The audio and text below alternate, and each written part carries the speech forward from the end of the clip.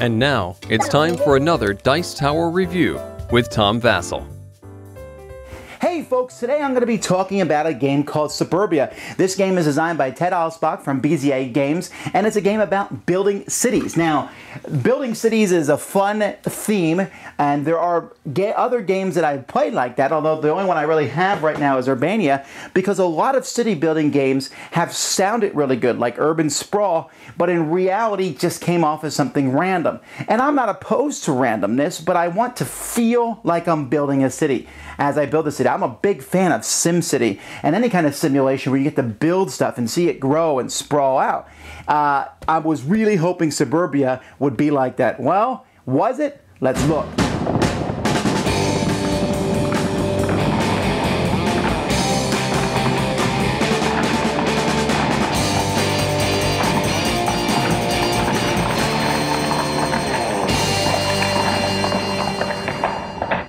Here's the setup for Suburbia, and if it looks super complicated, it really isn't. This tile back here is just a place to store tiles from 3 different phases of the game, A, B, and C. And you can see there's extra tiles. You only put some of the tiles out depending on the number of players in the game. And those tiles, as they come out, are going to come to this board. This board is basically just a placeholder for tiles. You have these heavy factories, community parks, and suburbs, which are always there. There's going to be some goals here which players are trying to accomplish over the course of the game to get extra points or extra population at the end. And then there are tiles here that people can buy as the game progresses. Players are going to be building these tiles in front of them in their town. As you can see here, you'll start with a suburb, community park, and heavy factory just like this. But you'll be able to build more buildings into your town as the game progresses. You have 2 tracks here. One is to keep track of your reputation, which directly increases your population, and the other one to keep track of your income, which you'll use to get these coins over here. You also have 3 of these doublers, which I'll talk about in just a moment. Now on your turn, on the game's turn, it's very simple. What you would do is you will take a tile. Now, it's up to you which tile you'll take. Each tile has a cost on it. So for example here, this freeway costs $5. You can see the business supply store costs $8, and the homeowner association costs $6 plus 2, so it's $8. So the farther things are down the line, the more expensive they'll get. You can see here you can buy this parking lot for $22. You likely won't do that. Alternatively, you can buy one of these 3. You can see they're fairly inexpensive. Heavy factories are 3, community parks are 4, and suburbs are 3.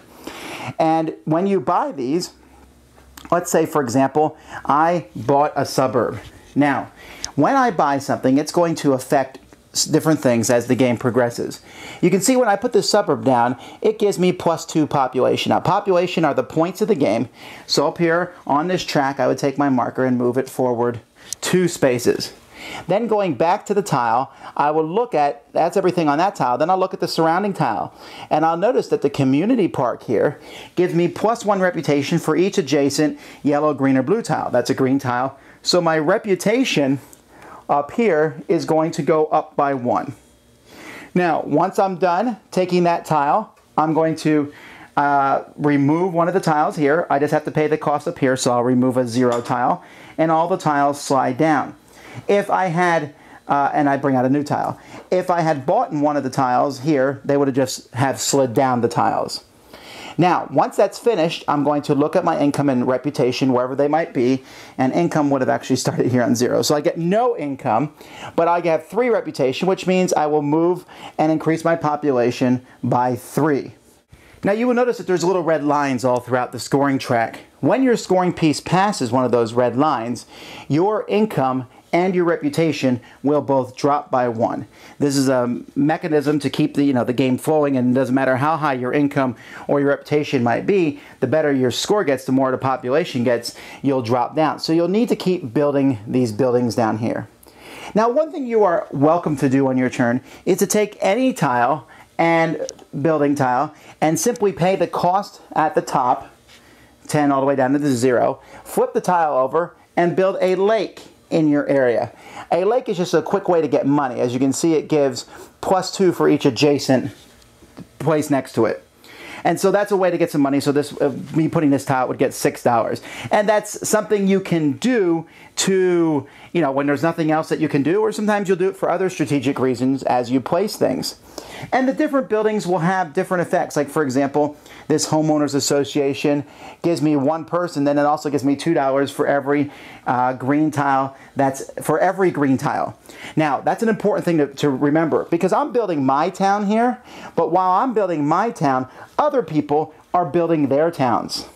And so this gives me, anytime someone else now puts a green tile in their area, I'm going to get $2.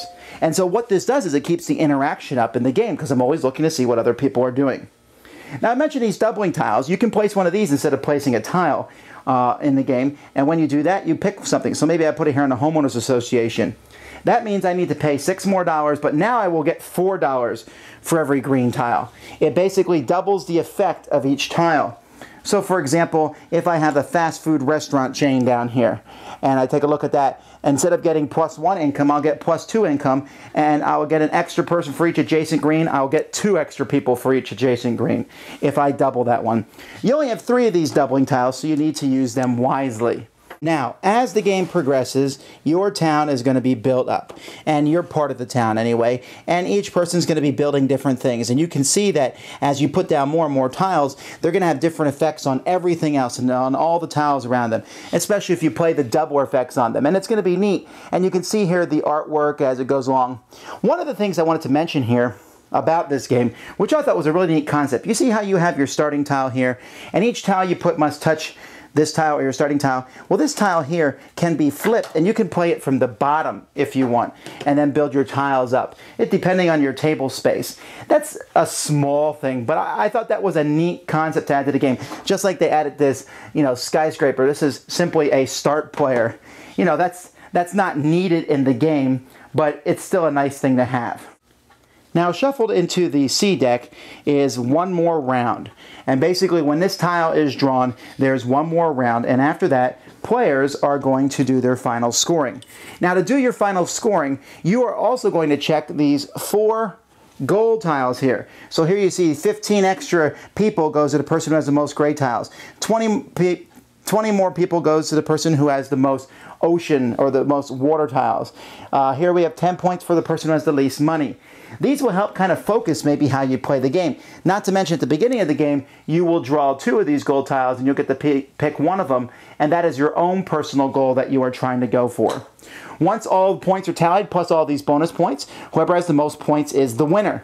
There's also a solo game that you can play either by yourself with just some pretty stringent rules, $2 off every time you go past these red lines, or you can play against a bot who's kind of stupid but quite powerful. I've played these games and it takes about 25 to 30 minutes. You can play them pretty quickly. As you can tell by this point, hopefully, I'm a big fan of Suburbia. I was really impressed with this game. The very first time we played it, we played the rules wrong, and we said, what's going on? This seems pretty good. And then we figured out the rule we were playing wrong, and we found out that when you got something for every tile, that was every tile on the board, not just your own. And suddenly it changed from being this solitaire city building exercise to watching what everyone else does, seeing what they're going for. Which goals are they going for? Should I even bother trying for that goal? What secret goal will I head towards? At the same time, maybe I should concentrate on a residential area because that's getting me a lot of points. And if Joe is concentrating on commercial zones in his thing, taking this tile that gives me +1 for every commercial tile is a really good idea. And so there's back and forth. There's not really direct interaction. You're not blowing each other's cities up, but it's just very entertaining. The tiles are very clean. They're very easy to understand. There's even a really nice reference tile that when it tells you what you can do on your turn. I mean, this is a great reference. I mean, games should have something like this in them. And then on the back, it tells you when you place a tile, here's a checklist of things that you should check. Like, for example, pay the cost, check the stuff that's on the top of the tile, check the stuff that's at the bottom, check the stuff of the tiles that are next to it. And you say, well, that's complicated, 7 steps. Well, I'm telling you, once you do it a couple times, it's obvious. But this was really helpful to new players. The whole game has very high productions. It's one of the best games of the year I played. I'm so pleased by it. And it works I played it with 4, 3, 2, and 1 player. And I like it with all of them, although I'm not a huge fan of solo games, so that to me is okay. I'd rather play against another person, but man, if this is coming out soon, man, I can't hold boxes right set up, can I? Really check it out. A very fun city building game, Suburbia. No, wait, that's not enough. I want to say one more thing. The theme in this game was just really, I felt like it was there. The restaurant, a fancy restaurant, for example, gives you 3 income, but it loses 1 income every time another restaurant's built in the whole city. And that makes sense. A fancy restaurant comes out, everybody goes there, and then they get less. A parking lot that's next to certain areas will give you points. Industry, when it's next to a residential area, will decrease people moving into your city. And I thought that, you know, these are simple things, but it really helped the thematic flavor of the game. The airports, the shopping malls, the different residential areas, that just all fit together. And as someone who's a big fan of theme, this is most definitely a Euro game for optimal placement, but the theme came through. This is what I'm looking for in a Euro-style game, and Suburbia nailed it. Thanks so much for watching the Dice Tower videos. Find more great videos and reviews, as well as our top-rated audio podcast at Dicetower.com. You can also find the latest board game news at Dicetowernews.com. I'm Eric Summerer, and you've been watching The Dice Tower. The Dice Tower is sponsored by Fun Again Games, the world's best game source. Fun Again Games has over 5,000 games available. Check them out at funagain.com. Shut the door! That's right. Shut it. There.